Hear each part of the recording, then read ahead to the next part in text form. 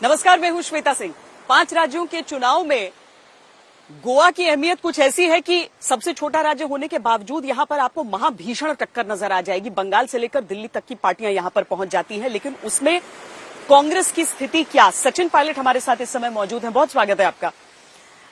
राज्य बड़ा सुंदर है, लेकिन सबसे छोटा भी है।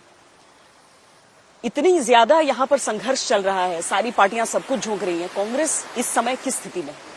मुझे लगता है कि गोवा के अंदर पिछले 10 साल से भाजपा की सरकार रही और केंद्र में भाजपा की सरकार रही, तो पूरा मौका पब्लिक ने दिया। लेकिन जहां तक डेवलपमेंट की बात है और ऑन द ग्राउंड जो डिलीवरी होनी चाहिए, उसमें बहुत लोगों को एक्सपेक्टेशंस थी, लेकिन पूरी नहीं हो पाई हैं। और पिछले कुछ महीनों में, 1-2 सालों के अंदर बहुत घटनाक्रम गोवा के अंदर हुआ। जैसे आपने खुद कहा, बहुत सारी पार्टियां यहाँ पे अपनी किस्मत आजमा रही हैं। लेकिन ये बहुत छोटा स्टेट है, लेकिन बड़ा पॉलिटिकली अवेयर स्टेट है। बहुत एजुकेटेड लोग हैं, अपनी वोट की कीमत समझते हैं।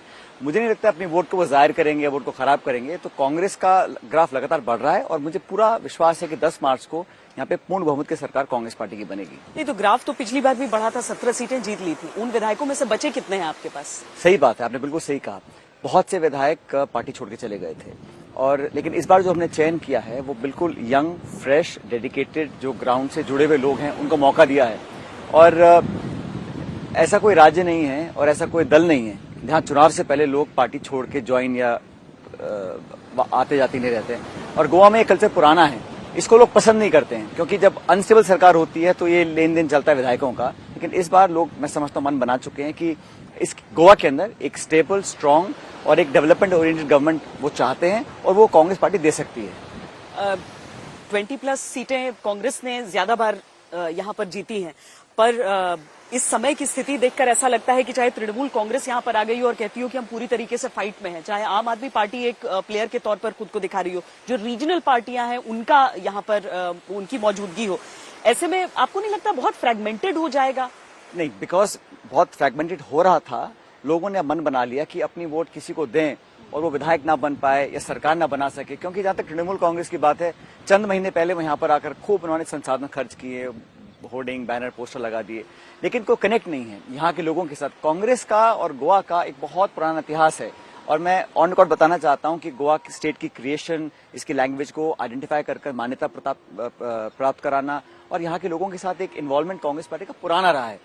और बाकी जो आपने बताया, आम आदमी पार्टी भी चुनाव लड़ रही है, ठीक है, एक आजाद देश है, कोई भी कहीं से लड़ सकता है, लेकिन वो स्थिति में नहीं है कि सरकार बना पाए। इसलिए मैं बार बार कह रहा हूं कि गोवंस चाहते हैं कि इस बार हमारे कल्चर, हमारे हेरिटेज, हमारी ट्रेडिशन, हमारी जो यूनिकनेस है, उसको प्रिजर्व करते हुए ऐसा कौन सा दल है जो भाजपा को हराकर एक सरकार बना सकता है, उसमें कांग्रेस पूरी फिट बैठती है। पर प्रधानमंत्री नरेंद्र मोदी जब सदन में संबोधित कर रहे थे तो उन्होंने कहा कि एक एक करके जो सारे राज्य हैं वो कांग्रेस को नकारते जा रहे हैं, एक एक करके सब नकार रहे हैं आप लोगों को।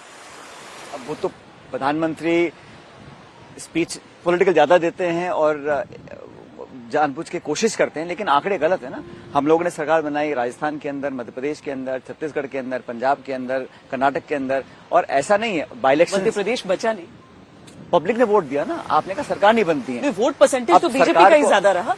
वोट कितना भी हो, सरकार हम लोगों ने बनाई ना, बहुमत हमारे पास था।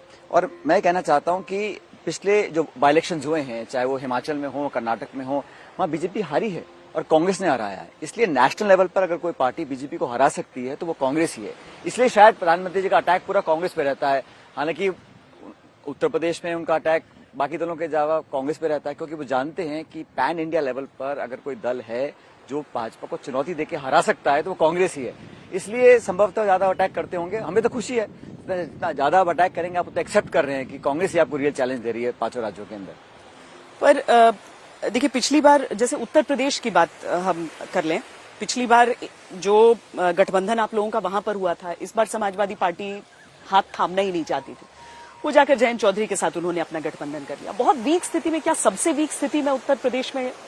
देखिए, उत्तर प्रदेश में हकीकत यह है कि 30 साल से सरकार हमारी कभी बनी नहीं वहां पर, लेकिन ऐसा नहीं है कि कांग्रेस पार्टी वहां मौजूद नहीं है। पिछले 2-2.5 सालों में जब भी वहां पे अत्याचार हुआ, उत्पीड़न हुआ, उन्नाव में, हाथरस में, लखीमपुर खीरी में, वहां पर सबसे आगे कौन खड़ा था? कांग्रेस पार्टी खड़ी थी। मुझे नहीं याद कि वहां सपा बसपा ने कहीं कोई प्रदर्शन किया हो या पब्लिक की आवाज बनकर या विपक्ष की आवाज को मजबूत किया हो। प्रियंका गांधी जी ने, कांग्रेस पार्टी ने संघर्ष किया। 18,000 कांग्रेसियों को जेल हुई उत्तर प्रदेश के अंदर संघर्ष करते हुए। तो हम अपनी भूमिका निभा रहे हैं और पहली बार हम 400 सीट पर लड़ रहे हैं। तो हमारा परफॉर्मेंस पहले से बहुत बेहतर रहेगा। और पब्लिक ने सपा की सरकार, बसपा की सरकार, भाजपा की सरकार देखी हुई है और कांग्रेस को मौका देना चाहते हैं। मैं बहुत अतिशोक्ति नहीं करना चाहूंगा, लेकिन मैं इतना कहता हूं कि हमारा परफॉर्मेंस बहुत बेहतर रहेगा। और उत्तर प्रदेश में भी लोग अब समझ गए कि सबको ट्राई कर लिया, टेस्ट कर लिया, और हमने जो विकल्प दिया है एक किसानों के लिए, युवाओं के लिए, महिलाओं के लिए एक अलग खाका तैयार किया है, तो उसको लोग अप्रिशिएट कर रहे हैं। मैंने आपको बीच में नहीं टोका, लेकिन चूंकि आपने जिक्र किया कि जब भी उन्नाव जैसी कोई घटना होती है या हाथरस जैसी होती है तो कांग्रेस पार्टी वहां पर जाकर आवाज उठाती है। बीजेपी जो क्रिटिसाइज करती है आप लोगों को, वो ये करती है कि वो तो नजर आता है, पर राजस्थान के भीतर अगर इस तरह की कोई घटना होती है तो प्रियंका जी को नजर नहीं आती है। वो प्रियंका जी उत्तर प्रदेश के इंचार्ज हैं, राजस्थान में सरकार हमारी है। कहीं पे दुष्कर्म होता है या घटना कोई अपराध होता है तो अपराध समाज में होते हैं, लेकिन उस अपराध के बाद आप कार्रवाई क्या करते हैं? आप उस विक्टिम की बॉडी को रातों रात दाग दे दें घर वालों को बिना बताए, ऐसा राजस्थान में नहीं होता है। दुष्कर्म की सजा के बाद आरोपियों को पकड़ना, सजा दिलाना, पॉस्को में उनको ट्रायल दिलाना, तो आप सरकार और पुलिस उसके बाद क्या करती है? अब लखीमपुर खीरी में क्या हुआ? किसान पे गाड़ी चढ़ा दी आपने, उनको आपने ना तो बर्खास्त किया मंत्री को, चार्जशीट करी, लेकिन आज उनके बेटे को बेल मिल गई है उत्तर प्रदेश में। राजस्थान में तो रेप के केस को ही गलत साबित करने की कोशिश हुई। नहीं, मैं कहता हूँ अपराध कहीं पर भी हो, घिनौना अपराध है, अमाननीय है, उसकी हमें जितनी भर्त्सना करनी उतनी कम है, लेकिन अपराध के बाद सरकार का रवैया, प्रशासन का, पुलिस का एक्शन क्या है, उस पर लोग जज करते हैं।